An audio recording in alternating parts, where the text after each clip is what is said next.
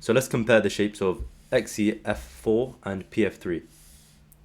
Xenon is in group 8 of the periodic table, which means it has 8 electrons in its outer shell. And we have 4 fluorines bound to this. So we'll draw each of the shared pairs of electrons. And these are all fluorines, and we'll draw circles around them to represent the fact that they're actually shared between the two atoms. So therefore this molecule has 4 bonding pairs and it has 2 lone pairs of electrons. Let's draw this molecule out. That's going to be xenon bound to fluorine. Fluorine, this is a square planar structure because we have 4 bonding pairs and 2 lone pairs. I'd suggest you memorize all of the different structures or the shapes of molecules. They have like a card for it that you can find on the internet.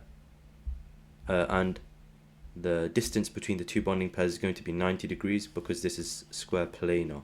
So if you remember the word planar, it just means 90 degrees in this context. Now let's look at PF3. Phosphorus is in the 5th group of the periodic table, which means it has 5 electrons in its outer shell. And we have 3 fluorines bound to that, so we'll draw the outer electron of each fluorine atom, which is shared in the covalent bond. That's going to look like this. From this we can work out we have 3 bonding pairs and 1 lone pair. Let's draw the structure of this molecule out. That's going to be P bound to F, F, and F over here. This is a trigonal pyramidal structure. I'm going to draw the lone pair of electrons like this, electrons with a bubble around them. And the bond angle is going to be like 107 degrees roughly, because originally in tetrahedral it would be 109.5, but then as we lose each bonding pair, we minus 2.5 degrees. You should remember this, that bonding pair electron pair repulsion is greater than bonding pair repulsion, so that means this will repel more and it will make this angle smaller. So each time you lose a bonding pair, the angles between the bonding pairs are actually going to be smaller. Let me just write this down, trigonal pyramidal. That is the structure of this.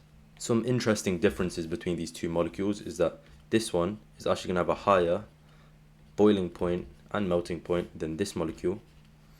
That is because this molecule is actually bigger, because it has more, the xenon is bigger than the phosphorus, and it has more fluorine atoms bound to it covalently.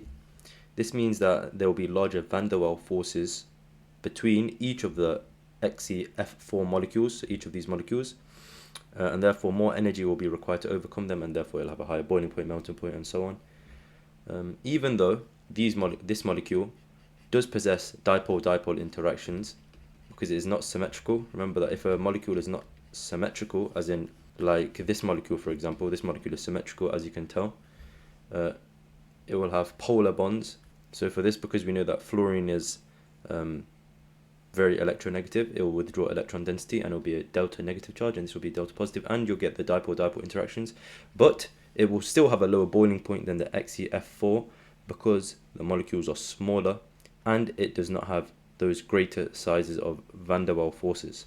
Thank you for watching the video. I hope you found it useful. If there's anything which needs to be explained in clearer or better detail, please let me know in the comments down below.